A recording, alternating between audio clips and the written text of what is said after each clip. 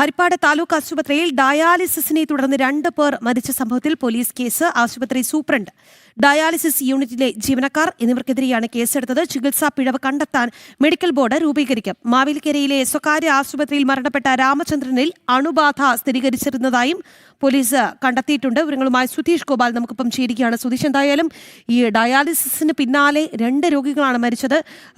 നമ്മുടെ ആരോഗ്യ കേരളത്തിനെതിരെ വലിയ രീതിയിലുള്ള ആക്ഷേപങ്ങൾ ഈ വിഷയത്തിൽ ഉയർന്നിരുന്നു. എന്തായാലും ഇപ്പോൾ പോലീസ് വിഷയത്തിൽ കേസെടുത്തിട്ടുണ്ട്. ആർക്കൊക്കെതിരെയാണ് കേസ്?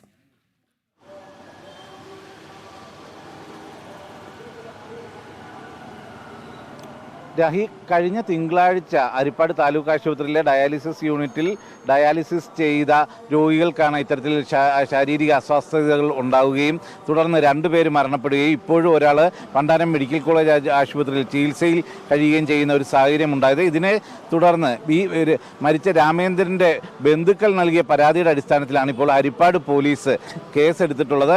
ഹരിപ്പാട് വെട്ടുവേണി സ്വദേശി രാമചന്ദ്രനും അതോടൊപ്പം തന്നെ കായംകുളം സ്വദേശിയായ മജീദ്, ഈ 2 പേരാണ് മരിച്ചത്. കാർത്തിയപ്പള്ളി സ്വദേശിയായ രാജേഷാണ് ഇപ്പോഴും ചികിത്സയിലുള്ളത്.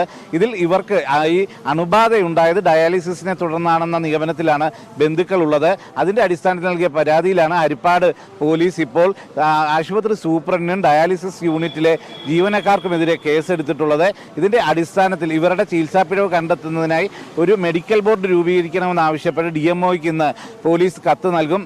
അതോടൊപ്പം തന്നെ ഈ സംഘത്തിൽ ഈ മെഡിക്കൽ ബോർഡിലൊപ്പം തന്നെ നിയമവിദഗ്ധരെയും കൂടി ഉൾപ്പെടുത്തിക്കൊണ്ട് മുന്നോട്ട് പോകാനാണ് തീരുമാനം. അതിൽ ചികിത്സാ പിഴവ് കണ്ടെത്തിയതിന് ശേഷം മാത്രമേ അറസ്റ്റ് അടക്കമുള്ള നടപടികളിലേക്ക് കടക്കുകയുള്ളൂ. ഇതേ സാഹചര്യത്തിൽ ഇത്തരം അണുബാധ ഉണ്ടായിട്ടില്ല എന്ന ഒരു വിശദീകരണം ആദ്യം ആരോഗ്യവകുപ്പ് അധികൃതർ നൽകിയിരുന്നു. എന്നാൽ ഈ രാമേന്ദ്രൻ മരണപ്പെടുന്ന മാവേലിക്കരയിലെ സ്വകാര്യ ആശുപത്രിയിൽ രാമേന്ദ്രന് അണുബാധ ഉണ്ടായിട്ടുണ്ട് എന്ന് സ്ഥിരീകരിച്ചുകൊണ്ടുള്ള കത്തും നൽകിയിട്ടുണ്ട്.